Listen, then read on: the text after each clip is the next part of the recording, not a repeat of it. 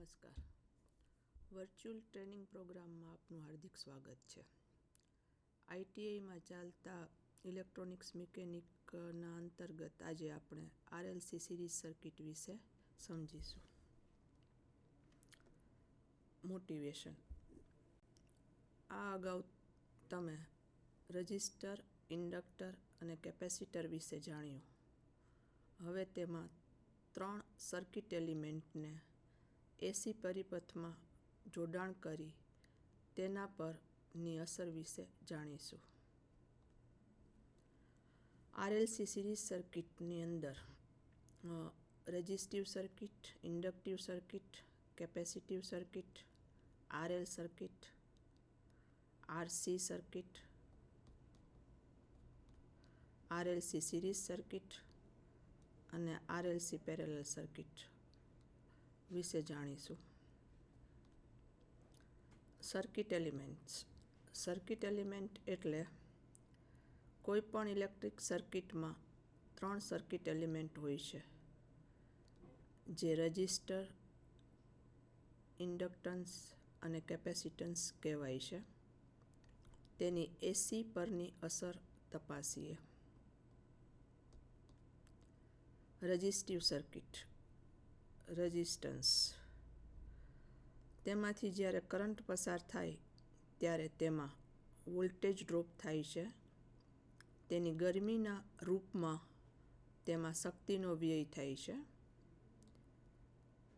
એસી કે ડીસી પર તેની અસર એક સરખી જ રહે છે. રેઝિસ્ટિવ સર્કિટમાં ફક્ત રજિસ્ટરવાળી જ સર્કિટ, જેને રેઝિસ્ટિવ સર્કિટ કહે છે, તેમાં વોલ્ટેજ અને કરંટ ઇન ફેઝમાં એટલે કે એકસાથે હોય છે, જે આકૃતિમાં બતાવેલ છે. આકૃતિની અંદર એક રજિસ્ટર એસી સપ્લાય સાથે જોડેલ છે, જેની અંદર આઈ અને વી જે ઇન ફેઝમાં દેખાડેલ છે. આ સર્કિટમાં માત્ર અવરોધ હોવાથી તેમાં બેક ઇએમએફ ઉત્પન્ન થતો નથી. આ સર્કિટને પાવર ફેક્ટર યુનિટી, તેનો પાવર ફેક્ટર 1 હોય છે. તેથી આ સર્કિટમાં પૂરેપૂરો લોસ વગર કાર્ય મળે છે. આ સર્કિટમાં power is equal to V ગુણ્યા આઈ થાય, એટલે P is equal to V ગુણ્યા I. Inductive circuit. AC circuit કે જેમાં ફક્ત ઇન્ડક્ટર હોય છે, તે સર્કિટને ઇન્ડક્ટિવ સર્કિટ કહે છે. આ સર્કિટમાં કરંટ અને વોલ્ટેજનો ફેઝ ડિફરન્સ 90 ડિગ્રી થાય છે. એટલે કે વોલ્ટેજ કરતાં કરંટ 90 ડિગ્રી લેગિંગ રહે છે. લેગિંગ એટલે પાછળ, જે આકૃતિમાં દર્શાવેલ છે. અહીંયા આકૃતિની અંદર ઇન્ડક્ટરને સપ્લાય આપેલો છે, એસી સપ્લાય સાથે વી અને આઈનો વેક્ટર ડાયાગ્રામ દર્શાવેલો છે અને સાથે ફેઝ ડિફરન્સ બતાવેલો છે. કોઇલને સપ્લાય આપવાથી તેનો અવરોધ હોય તે મુજબ તેના ઇન્ડક્ટન્સ બંનેના સંયુક્ત અવરોધના કારણે જે કુલ અવરોધ ઉત્પન્ન કરે છે, તેને કોઇલનો ઇમ્પિડન્સ ઝેડ કહેવાય છે. જે ઓહ્મ્સમાં મપાય છે, તેની સંજ્ઞા ઝેડ છે. તેને નીચે મુજબ દર્શાવી શકાય છે. તેનું સૂત્ર છે ઝેડ બરાબર √R² વત્તા XL². XL એટલે ઇન્ડક્ટિવ રિએક્ટન્સ. પછી છે કેપેસિટિવ સર્કિટ. કેપેસિટિવ સર્કિટ જેમાં એસી સર્કિટમાં સાદા કેપેસિટર જ જોડેલા હોય છે, તો તે સર્કિટને કેપેસિટિવ સર્કિટ કહે છે, જે આકૃતિમાં દર્શાવેલ છે. અહીંયા આકૃતિની અંદર એક કેપેસિટર છે જેને એસી સપ્લાય આપવામાં આવે છે. તેની સાથે વેક્ટર ડાયાગ્રામ બતાવેલો છે વોલ્ટેજ અને કરંટનો, અને સાથે સાથે ફેઝ ડિફરન્સ ડાયાગ્રામ પણ બતાવેલો છે કરંટ અને વોલ્ટેજનો. તેને કરંટ એપ્લાઇડ વોલ્ટેજથી 90 ડિગ્રી લીડિંગ રહે છે, એટલે કે કરંટ આપેલા વોલ્ટેજથી 90 ડિગ્રી લીડિંગ એટલે આગળ રહે છે, એટલે કે પ્રવાહમાં વોલ્ટેજ કરતાં વહેલો ફેરફાર થાય છે, કારણ કે એસી સાયકલની શરૂઆતમાં કેપેસિટર એક્રોસ વોલ્ટેજ હોતા નથી. તેથી કરંટ મેક્સિમમ હોય છે, અને જ્યારે કેપેસિટર એક્રોસ વોલ્ટેજ વધે છે ત્યારે કરંટ ઘટે છે. બીજા હાફ સાયકલ દરમિયાન આ રીતે નેગેટિવ દિશામાં આ પ્રક્રિયા ચાલુ રહેવાથી કરંટ હંમેશા આગળ જ રહે છે. હવે જોઈએ રેઝિસ્ટર અને ઇન્ડક્ટિવ એટલે કે આર અને L series circuit. RL series circuit. આ પ્રકારની સર્કિટને આરએલ સર્કિટ તરીકે પણ ઓળખવામાં આવે છે. આ સર્કિટમાં રેઝિસ્ટન્સ અને ઇન્ડક્ટન્સ સિરીઝમાં જોડાયેલા છે. જ્યારે વિદ્યુત પ્રવાહ રેઝિસ્ટન્સમાંથી પસાર થાય છે ત્યારે તેનાથી થતા વોલ્ટેજ ડ્રોપ નીચેની આકૃતિમાં ERથી દર્શાવવામાં આવ્યા છે. ઇન્ડક્ટરમાંથી પસાર થાય ત્યારે વોલ્ટેજ ડ્રોપ EL થી દર્શાવવામાં આવ્યા છે. આકૃતિમાં બતાવ્યા પ્રમાણે કરંટ I અને ER એક જ દિશામાં છે. ER અને ELનો સાદો સરવાળો નથી, પરંતુ વેક્ટર એડિશનલ એટલે કે સદિશ સરવાળો હોય છે. આકૃતિમાં R અને Lને સિરીઝમાં જોઈન્ટ કરેલા છે. તેની સાથે એસી સપ્લાય આપેલો છે.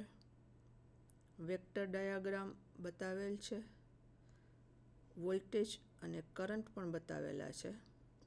આરમાંથી પસાર થતા કરંટ અને વોલ્ટેજ ઇન ફેઝમાં હોય છે, જ્યારે એલમાં લેગિંગ હોય છે. હવે જે સર્કિટ છે તેનું સૂત્ર આપેલું છે અહીંયા. I બરાબર E/√R² વત્તા XL સ્ક્વેર. √R² વત્તા XL સ્ક્વેર, જેને ઇમ્પિડન્સ Z કહેવાય છે,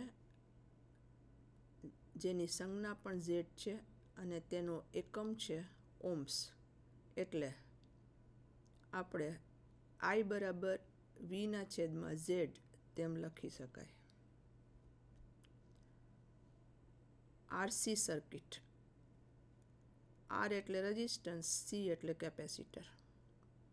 આ સર્કિટમાં રેઝિસ્ટન્સ અને કેપેસિટન્સને સિરીઝમાં જોડાયા હોય તેને ટૂંકમાં RC સર્કિટ તરીકે ઓળખાય છે. આકૃતિમાં બતાવ્યા પ્રમાણે I અને E એકબીજાને કાટખૂણે છે. તેથી સર્કિટમાં થતો એકંદર વોલ્ટેજ ડ્રોપ ER અને ECનો સાદો સરવાળો થતો નથી, પરંતુ સદિશ સરવાળો એટલે કે વેક્ટર એડિશનલ થાય છે.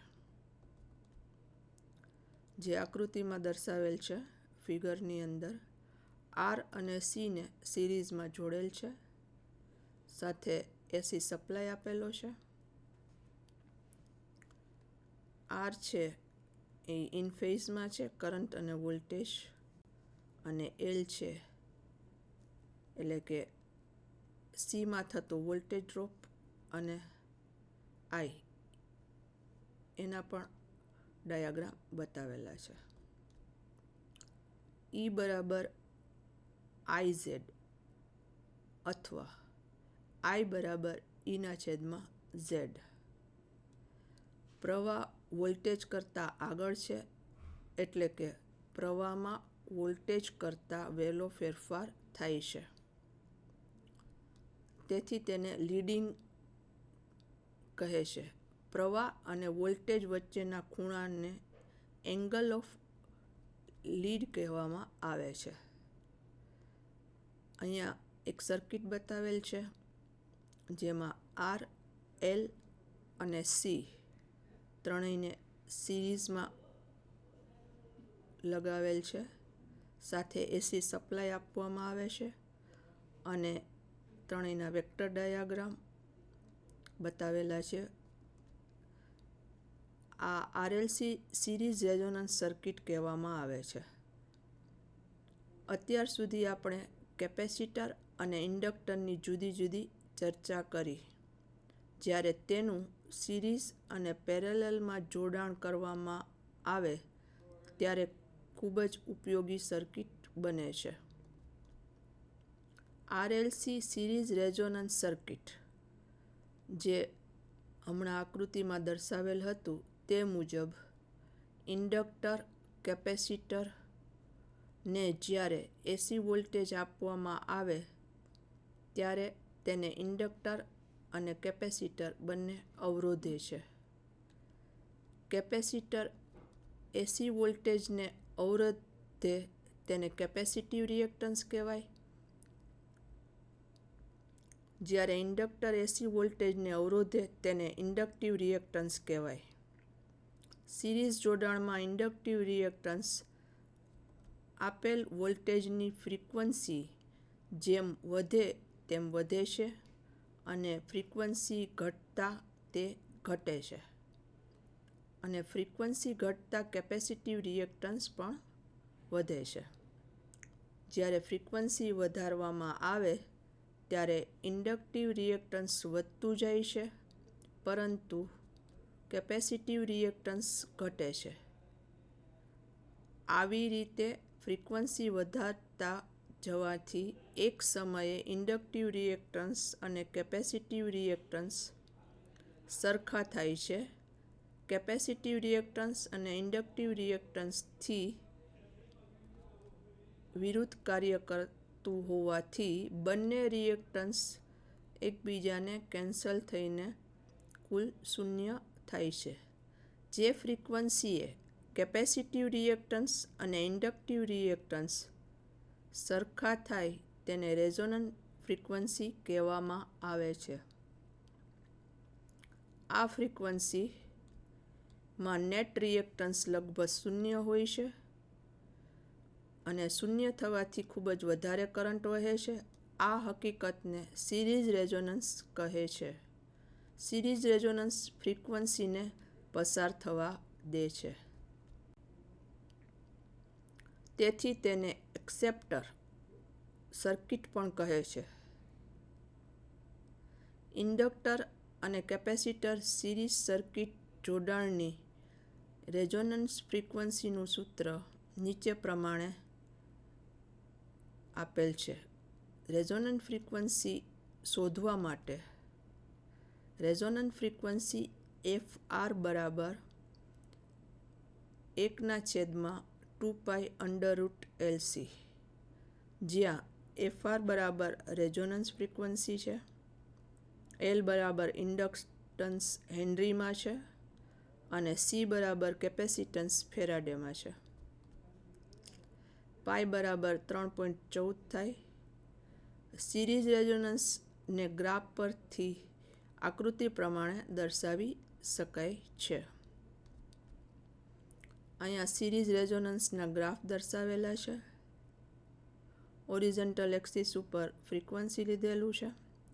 પહેલા ગ્રાફની અંદર વર્ટિકલ એક્સિસમાં આઈ લીધેલો છે અને રેઝોનન્ટ ફ્રીક્વન્સી એફઆર એ સૌથી વધારે કરંટ પાસ થાય છે. બીજા ગ્રાફની અંદર રેઝોનન્સ ફ્રીક્વન્સી આવે છે ત્યારે ઇમ્પિડન્સ મિનિમમ હોય છે, સૌથી ઓછો ઇમ્પિડન્સ હોય છે. અહીંયા વાય એક્સિસ ઉપર ઇમ્પિડન્સ દર્શાવેલ છે. એક્સેપ્ટર સર્કિટમાં ફ્રીક્વન્સી એફ અને કરંટ આઈના સંબંધો દર્શાવે છે.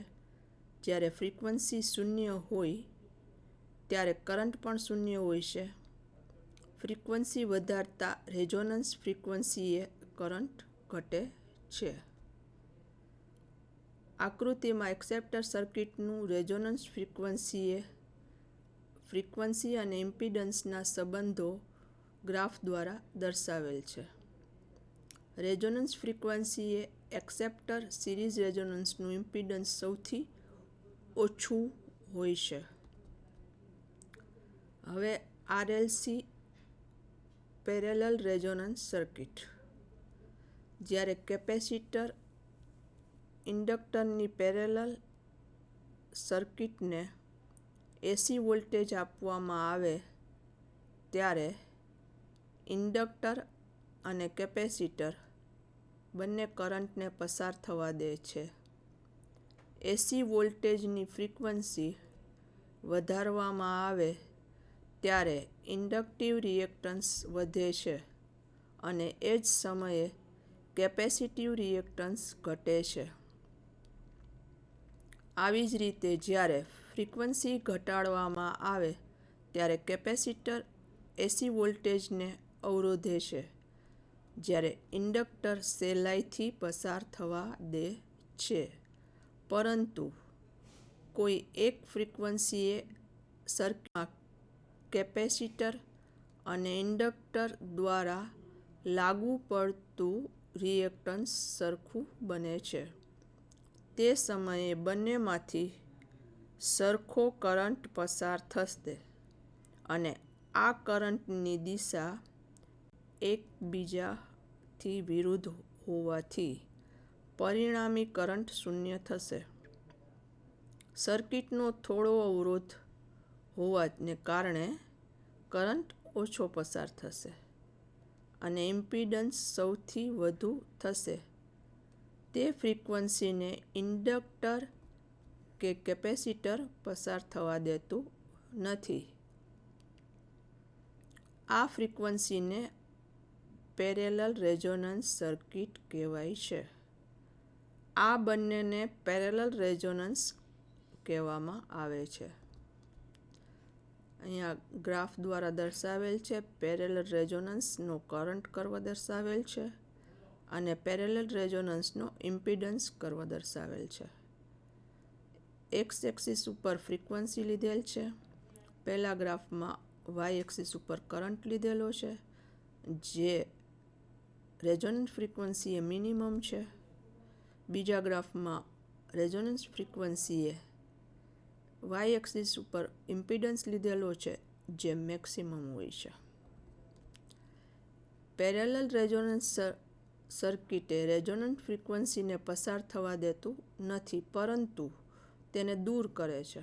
તેથી આ પ્રકારની સર્કિટને રિજેક્ટર સર્કિટ પણ કહેવામાં આવે છે.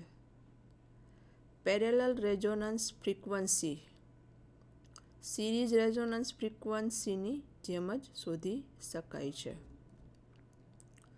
પેરેલલ સર્કિટ ઉપરોક્ત ગ્રાફ પર જે હમણાં આપણે સમજ્યો તે ગ્રાફ ઉપરથી જોઈ શકાય કે રેઝોનન્ટ ફ્રીક્વન્સીના વોલ્ટેજને સર્કિટ અવરોધે છે, જ્યારે રેઝોનન્સ ફ્રીક્વન્સીની ઉપરની તેમજ નીચેની રેઝોનન્સ ફ્રીક્વન્સીના વોલ્ટેજને કોઈપણ વ્યય વગર સહેલાઈથી પસાર થવા દે છે.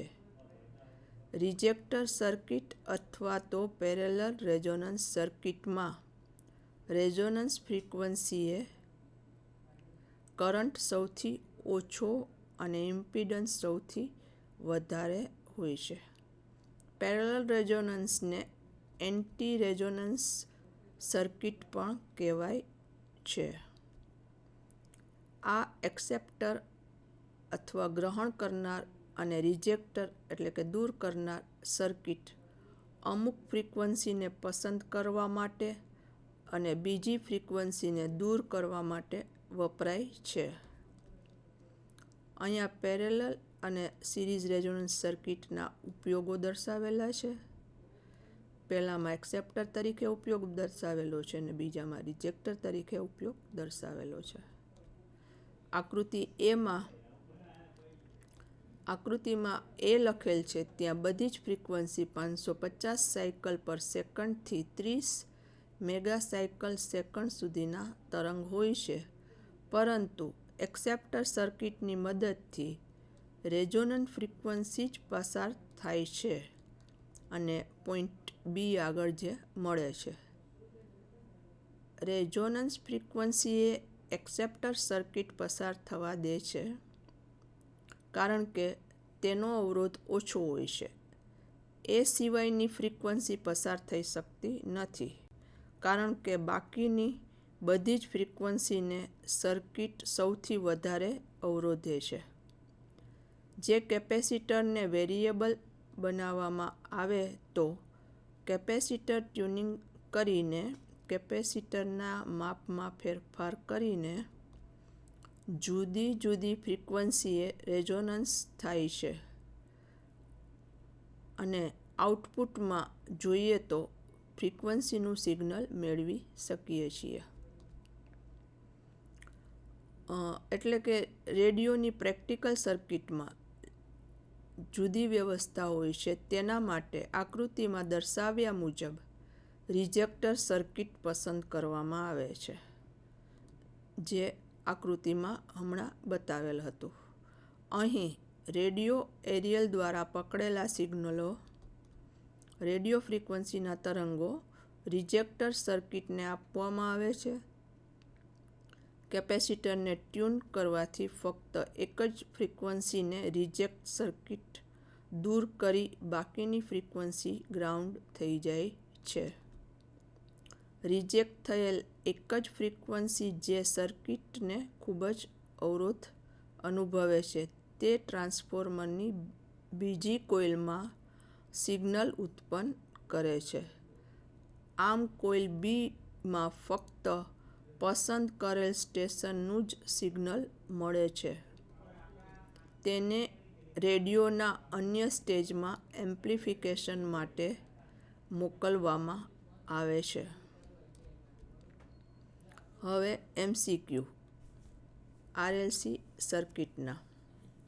સર્કિટમાં વપરાતા એલિમેન્ટ એટલે કે કયા હોય છે? પહેલું રેઝિસ્ટર, બીજું કેપેસિટન્સ, ત્રીજું ઇન્ડક્ટન્સ અથવા બધા જ. સર્કિટમાં બધા જ એલિમેન્ટ વપરાતા હોય છે એટલે ચોથું સાચું છે. નંબર 2, રેઝિસ્ટિવ સર્કિટમાં V અને I કેવા હોય? તો પહેલો જવાબ છે આઉટ ઓફ ફેઝ, બીજો જવાબ છે 90 ડિગ્રી લીડિંગ એટલે કે આગળ, ત્રીજો જવાબ છે 90 ડિગ્રી લેગિંગ એટલે કે પાછળ અને ચોથો છે ઇન ફેઝમાં. તો જવાબ આવશે ઇન ફેઝમાં. ત્રીજું છે ઇન્ડક્ટિવ સર્કિટમાં વોલ્ટેજ કરતાં કરંટ કેવો હોય? તો પહેલો છે 90 ડિગ્રી લીડિંગ એટલે કે આગળ, બીજો છે 90 ડિગ્રી લેગિંગ એટલે પાછળ, ત્રીજો છે ઇન ફેઝ અને ચોથો છે 180 ડિગ્રી લેગિંગ. તો ઇન્ડક્ટિવ સર્કિટમાં વોલ્ટેજ કરતાં કરંટ 90 ડિગ્રી પાછળ એટલે કે લેગિંગ હોય છે. ચોથું, કેપેસિટિવ સર્કિટમાં કરંટ આપેલ વોલ્ટેજથી 90 ડિગ્રી લેગિંગ હોય છે કે ઇન ફેઝમાં હોય છે કે 90 ડિગ્રી લીડિંગ હોય છે અથવા તો 45 ડિગ્રી લીડિંગ હોય છે. તો કેપેસિટિવ સર્કિટમાં કરંટ આપેલ વોલ્ટેજથી 90 ડિગ્રી લીડિંગ હોય છે. હવે ઇમ્પિડન્સની સંજ્ઞા કેના વડે દર્શાવવામાં આવે છે ઇમ્પિડન્સ તે જોઈએ તો પહેલું છે એલ, બીજું છે ઝેડ, ત્રીજું છે એફ ને ચોથું છે પી. તો ઝેડ વડે દર્શાવવામાં આવે છે. સિરીઝ રેઝોનન્સમાં એફઆર બરાબર શું હોય છે? એફઆર એ શું હોય? તો પહેલો છે કરંટ વધારે હોય કે ઝેડ એટલે ઇમ્પિડન્સ વધારે હોય, ત્રીજું કરંટ ઓછો હોય કે ચોથું એક પણ નહીં. તો સિરીઝ રેઝોનન્સમાં રેઝોનન્ટ ફ્રીક્વન્સીએ હંમેશા કરંટ મેક્સિમમ હોય છે. પેરેલલ રેઝોનન્સમાં રેઝોનન્સ ફ્રીક્વન્સીએ પહેલો છે કરંટ વધારે હોય, બીજામાં ઝેડ એટલે ઇમ્પિડન્સ ઓછો હોય, ત્રીજામાં ઝેડ એટલે ઇમ્પિડન્સ વધારે હોય અને ચોથું એટલે કે એક પણ નહીં. તો પેરેલલ રેઝોનન્સમાં એફઆરએ એટલે કે રેઝોનન્સ ફ્રીક્વન્સીએ ઇમ્પિડન્સ વધારે હોય. એફઆર એટલે રેઝોનન્ટ ફ્રીક્વન્સીનું સૂત્ર દર્શાવવાનું છે. એફઆર એટલે શું? FR is equal two 1/2π√LC પહેલામાં છે. બીજામાં દર્શાવેલ છે FR is equal to 1/2 √LC. ત્રીજામાં FR is equal to 2π/√LC અને ચોથામાં FR is equal to 2π/LC. તો રેઝોનન્ટ ફ્રીક્વન્સીનું સૂત્ર છે એફઆર બરાબર 1/2π√LC.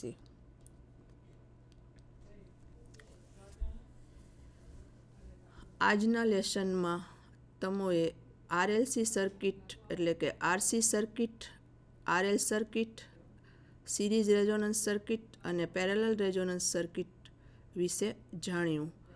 ઉપરાંત સિરીઝ રેઝોનન્સ અને પેરેલલ રેઝોનન્સના ગ્રાફ અને તેના ઉપરના MCQ વિશે જોયા. આભાર. નમસ્કાર.